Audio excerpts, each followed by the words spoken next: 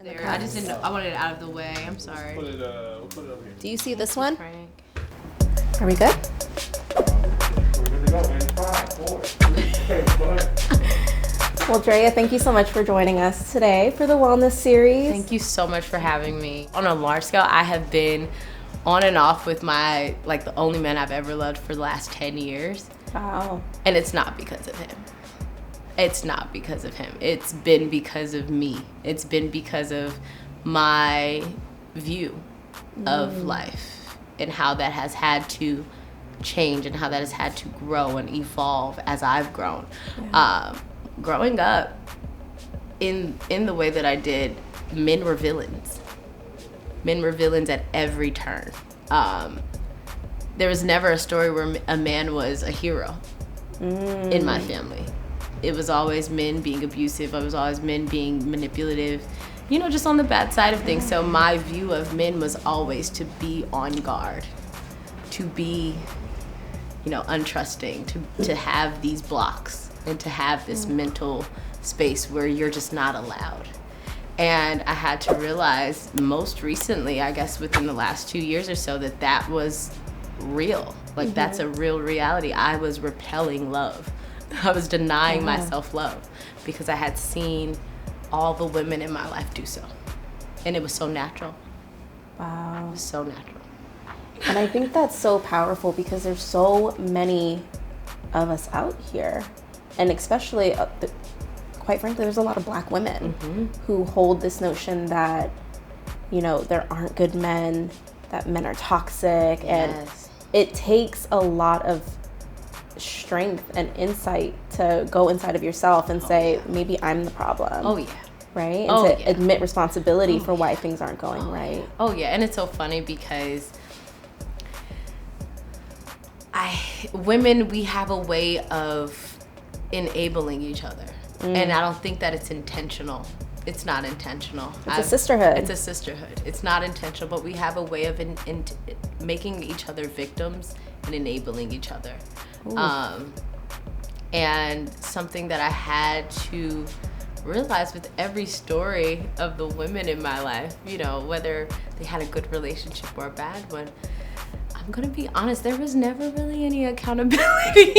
None, right? Never any accountability on their part. And I don't know if that was conscious, you know what I mean? Or if that was just an oversight or what, but there was just never really any full accountability for the presence and actions that we kind of take in these things. It's kind of like these things just happen to us and I'm just here.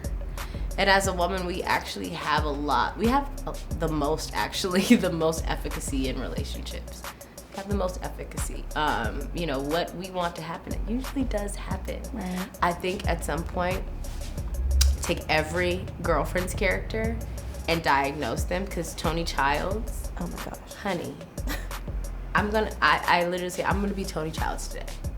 Because she really understood, and it's not just about she understood the expectation she had for the men she wanted in her life. She provided all those things for herself. She literally had the confidence to match what she was looking for. And I think it's very interesting that, unfortunately, when we find people out there in the real world like Tony Childs, we deem them arrogant or we deem them whatever.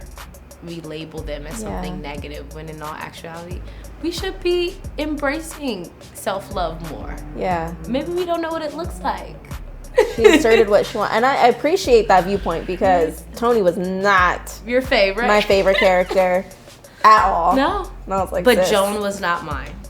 And And they Joan all was had not their mine. little quirks. They all had their quirks that got on my nerves. It was really interesting because I actually asked a friend, and this is so off topic, but I have to ask you that. I asked my friend, I'm like, hey, if you were not married now and you were 29 years old and you were a junior partner, would you, and you had you have everything that Joan has, would you still be so obsessed with getting married? And she told me yes. And I was like, why? Because you feel like you have everything else but a man. That's the missing puzzle piece. But for instance, right? If the man was there and the house was missing, we wouldn't feel like all we're missing is the house. Does that make sense? We wouldn't feel that way. But for some reason, women have literally fooled themselves into believing that we are nothing without the validation of men. But we are everything all on our own. And that's what makes me so sad about. Say it. Yes, but that's what makes me so sad about watching Joan. Oh my God, I'm so glad the show was over. It ended yesterday for me. But I was just so sad watching because it's like you're just so amazing, and your lack of esteem in yourself is literally what has you in this predicament. Right. Because if she behaved like Tony did, because she had every right to behave like Tony did, her results would have been different. That's really, I never thought about it that way. So it's a really interesting perspective. I think every single one of them, we could all diagnose each girlfriend. Yeah. Well, on that note, who is your favorite? It's so funny. I don't have a favorite. As a grown woman now, I don't have a favorite. As a young woman, Maya was my favorite. Okay. Right?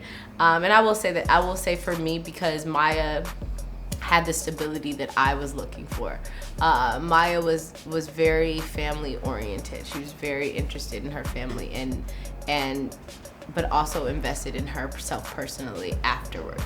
It wasn't as if either or. It was like my family, and then I'm making sure that I'm good within that. She was always a self-righteous one. So she's an authoress. Yes, the authoress. She was always a self-righteous one, but I related her more so just because she came from the harder knocks. You know what I mean? She wasn't, she didn't have her parents give her the house like Joan, and Lynn being adopted, etc. But I kind of identified with her journey as just being, from Lamert, being from the area. Yeah.